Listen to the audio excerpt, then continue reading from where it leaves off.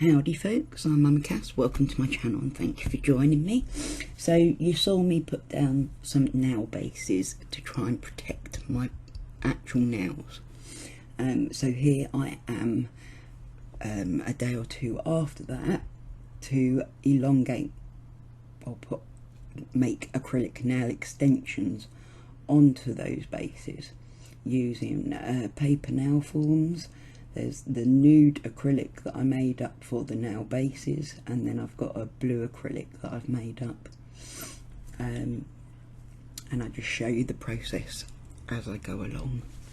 I'll add some music for you guys rather than listening to me talk, but you can see as I go building up. I build up slowly with small amounts of acrylic because I am not a professional at this. I'm not trained, I don't know what I'm doing, I'm just learning, so I work a little bit at a time. It seems to work fine for me, and then I'll show you at the end once I've filed them down and that.